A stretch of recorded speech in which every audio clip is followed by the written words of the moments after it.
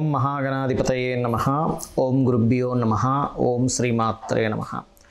పరమేశ్వర స్వరూపమైనటువంటి జ్యోతిష, వాస్తు మరియు ఇతర అనేకమైనటువంటి శాస్త్రములను మనకు అందించినటువంటి మహర్షులకి నమస్కారం.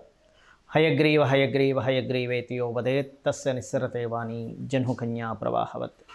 అరుణాం కరుణాతరంగితాక్షీం ధృతపాశాంకుశపుష్పబాణచాపాం అనిమాదిభిరావృతాం మయూకైః అహమిత్యేవ విభావయే భవానీం. శ్రీమాత్రే నమః.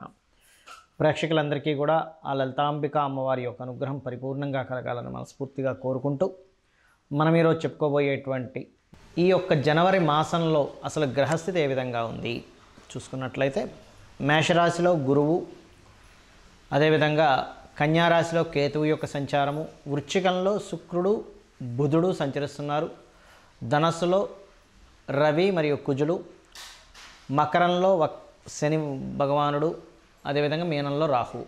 అయితే గ్రహాలు ఈ నెల ఏ ఏ సమయాల్లో ఏ ఏ తారీఖుల్లో మారుతున్నాయని చూసుకున్నట్లయితే, 8వ తేదీ బుధుడు ధనస్సులోకి మారుతున్నాడు. అంటే ఆల్రెడీ ధనస్సులోకి వచ్చి వెనక్కి వెళ్ళి మళ్ళీ వస్తున్నాడు అన్నమాట, మారుతున్నాడు. రెండవది ఏమిటి అంటే 15వ తేదీ ఈ యొక్క రవి భగవానుడు మకర సంక్రమణము అంటారు, సంక్రాంతి వచ్చింది కాబట్టి. అయితే నేను మీకు ఆ 15వ తేదీ ఒక రెమెడీ చేసుకోవడం వల్ల ఒక అద్భుతం జరుగుతుంది. అది నేను మీకు ఎండింగ్లో మీకు వివరిస్తాను. అలాగే చూసుకున్నట్లయితే 19వ తేదీ వృశ్చిక రాశి నుంచి శుక్రుడు ధనుసు రాశిలో సంచరిస్తున్నాడు. ఈ యొక్క గ్రహస్థితిని అనుసరించి ద్వాదశ రాశుల వారికి ఏ విధంగా ఉండబోతుంది అనేటువంటి విషయాన్ని చెప్తుంది నేనైనప్పటికీ కూడా చెప్పిస్తుంది సాక్షాత్ లలిత అమ్మవారిగా భావిస్తూ ఒక్కొక్క రాశి గురించి మనం తెలుసుకుందాం. ధనుర్లగ్నము ధనస్సు రాశి. ధనస్సు రాశి వారికి కనుక చూసుకున్నట్లయితే, ఇక్కడ రాశిలో కుజుడు రవి సంచరిస్తున్నారు. పంచమంలో గురువు యొక్క సంచారం జరుగుతుంది. ఇది ప్రత్యేకంగా సంతాన సంబంధించినటువంటి యోగాన్ని, గతంలో ఎప్పటి నుంచో మీరు నాకు ఒక పవర్ కావాలి, నేను అనుకున్నటువంటి దాంట్లోకి వెళ్ళాలనేటువంటి తపన పడుతున్నటువంటి మీకు ఇది పాజిటివ్ ఫలితాలు ఇస్తుంది. అదేవిధంగా సంతాన అభివృద్ధిని, విదేశాల్లో సెటిల్ అవ్వడానికి మీరు చేసే ప్రయత్నాన్ని, విదేశాలకు వెళ్ళి చదువుకోవడానికి, 3లో శని ఉన్నాడు, చాలా మంచిదే, అందులో ఎటువంటి సందేహం లేదు. పంచమ గురువు కూడా చాలా మంచివాడే, అందులో ఎటువంటి సందేహం లేదు. కాబట్టి సంతాన అభివృద్ధిని, అదేవిధంగా రాజకీయ అభివృద్ధిని, రాజకీయ పరంగా 50% మాత్రం అభివృద్ధి చూపిస్తుంది. బికాజ్ ఆఫ్ రాహు మారిపోయాడు కాబట్టి. ఇష్టపడిన వారిని వివాహం చేసుకోవడానికి చేసే ప్రయత్నం ఏదైతే ఉందో అది పూర్తిగా అనుకూలమైనటువంటి స్థితిలోకి వచ్చాయి ఇప్పుడు గ్రహాలన్నీ కూడా మీకు. అందులోని 19వ తేదీ వరకు ఈ యొక్క అనుకూలత ఉంటుంది. కాకపోతే ఈ సప్తమ స్థానాధిపతి బుధుడు బాధకుడై మీకు ఎప్పుడైతే రాశిలో సంచరిస్తూ రవికుజులతో కలిసి ఉన్నాడో, ముఖ్యంగా ఈ 8వ తేదీ నుంచి ప్రత్యేకంగా 19వ తేదీ వరకు కొంత ఘర్షణ పార్ట్నర్స్తో కావచ్చు, జీవిత భాగస్వామితో కావచ్చు, కొంత ఈ ఘర్షణ అనేటువంటిది వస్తుంది. ఉద్యోగం విషయంలో మార్పులు గోచరిస్తున్నాయి. మరి అయితే ఆ యొక్క మార్పుల విషయంలో ఎలా ఉంటుంది ఏమిటి అని చెప్పి చూసుకున్నట్లయితే, మొదటి వారం మీరు వేరే ప్రదేశాలకు వెళ్ళి ఉద్యోగం చేద్దాం అనుకునే ప్రయత్నం మాత్రం ఫలిస్తుంది. మొదటి వారం, ఫస్ట్ వీక్. ఒకవేళ అంతగా ఎక్కువగా స్ట్రెస్ ఉంది, కొంతమందికి ఎలా ఉంటుందంటే ఉద్యోగం చేస్తుంటారు, అందులో చేస్తూ ఉండలేరు, మానేయలేరు. మానేస్తే ఆర్థిక సంబంధించిన విషయాల్లో ఇబ్బంది ఉంటుందని, మానకుండా చేద్దాము అంటే అక్కడున్న స్థితిగతులేమో మీకు సహకరించవు. కాబట్టి ఈ యొక్క విషయాలలో ఇటువంటి ఫలితాలు గోచరిస్తున్నాయి. ఇక మీరు చేయవలసిన దేవతారాధన దత్తాత్రేయుడి యొక్క ఆరాధన, సుబ్రహ్మణ్యేశ్వర స్వామి యొక్క ఆరాధన చేయండి, అన్ని విధాలు బాగుంటుంది. రవి సంక్రమణం జరిగే రోజు 15 జనవరి రోజు ఒక పరిహార మార్గం చేసుకోవడం ద్వారా మంచి జరుగుతుంది అందరికీ అనేటువంటిది నేను మీకు మొదట్లో ప్రస్తావించాను. ఇప్పుడు దాని గురించి చెప్తాను. అదేమిటి అంటే 15వ తేదీ ఉదయమే సరిగ్గా మనకి సూర్యభగవానుడు ధనస్సు రాశి నుంచి మకర రాశిలో ప్రవేశిస్తుంటాడు. ఇలా ప్రవేశించేటప్పుడు ప్రధానంగా మకర రాశి అనేటువంటిది మనకి కర్మస్థానముగా చెప్తూ ఉంటారు. అంటే కర్మకు సంబంధించినటువంటి రాశి. ఈ కర్మకు సంబంధించినటువంటి రాశుల్లో మకరము, కుంభము, అందులో ప్రధానమైనటువంటిది మకరం. ఈ ధనుర్మాసాన్ని కంప్లీట్ చేసుకుని మకరంలో అంటే కర్మరాశిలోకి ఆత్మకారకుడు ప్రవేశిస్తున్నాడు. ఈ సంక్రమణానికి జ్యోతిష్ శాస్త్రంలో, మన శాస్త్రాల్లో, పురాణాల్లో అన్నిట్లో కూడా ఒక విశేషమైనటువంటి చెప్పబడింది. ఏమిటది అంటే, ఎవరైతే ఈ సంక్రమణం రోజు, కామన్గా అందరం ఏంటి సంక్రాంతి రోజు గాలిపటాలు ఎగరేసుకుంటాము, పూజ చేసుకుంటాము, రకరకాలు ఉంటాయి.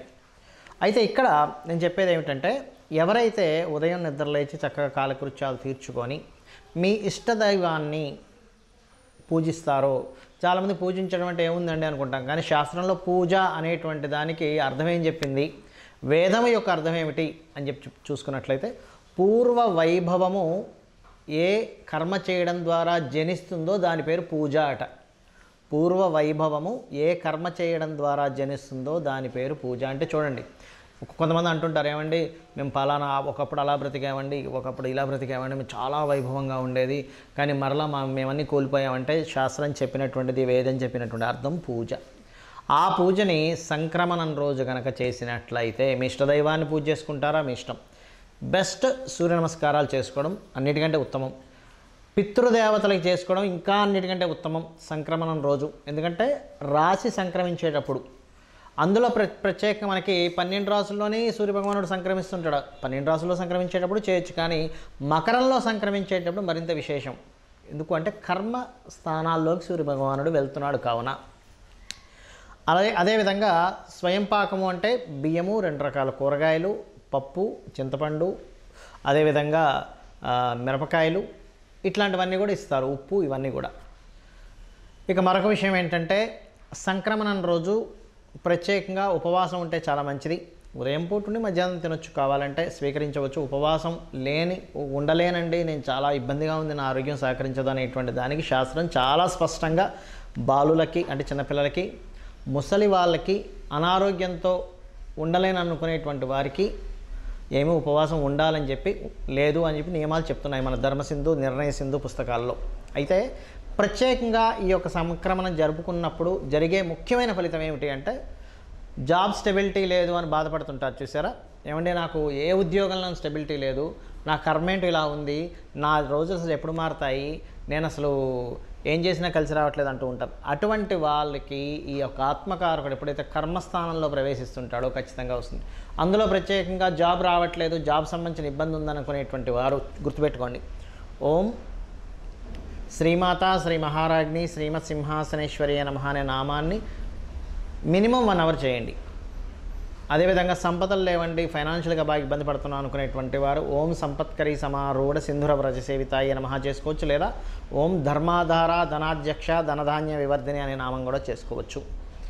అనారోగ్యంతో బాధపడుతున్నాం అనుకునేటువంటి వారు ప్రత్యేకంగా గుర్తుపెట్టుకోండి, సర్వవ్యాధి ప్రశమని సర్వమృత్యు నివారిణి అగ్రగణ్య చింత్య రూప కలికల్మషనాశిని అయి నమః అనేటువంటిది చేసుకోవచ్చు. ఇలా మనకి లలితా సహస్రనామాల్లో 1 కాదు 1000 నామాలు చెప్పబడింది. నువ్వు దేనికి ఏ నామాన్ని చేసుకుంటావు. ఎలా అయితే మనం ఒక అనారోగ్య సమస్యలో ఉన్నప్పుడు మెడికల్ షాపుకి వెళ్ళి మీకు ఏ యొక్క ఔషధం తీసుకుంటే మీ యొక్క అనారోగ్యం సమస్య పోతుందో, అదేవిధంగా అమ్మవారి యొక్క నామాలన్నీ కూడా మన పాపకర్మలను తొలగించి మనల్ని ఒక గొప్ప మార్గం వైపు నడిపించడానికి, దీనికి మీరు ఏదో పెద్ద పెద్దవి ఏమో చేయాల్సిన అవసరం లేదు. గుర్తుపెట్టుకోండి, కేవలం అమ్మవారి సన్నిధిలో కూర్చొని కుంకుమతోనో అక్షింతలతోనో ఒక్కొక్క నామాన్ని అనుకుంటూ పూజ చేయొచ్చు.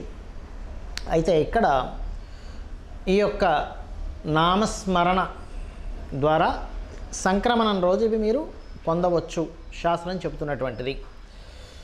చాలామంది అడుగుతుంటారు, ఏమండి మా పెద్దవాళ్ళ ఇంట్లో చనిపోయి సంవత్సరం అవుతుంది, ఇంకా సంవత్సరం అవ్వలేదు, 1 మంత్ అయింది, 2 మంత్స్ అయిందని చెప్తుంటారు. దీనికి కూడా నేను మీకు చెప్పి ముగిస్తాను.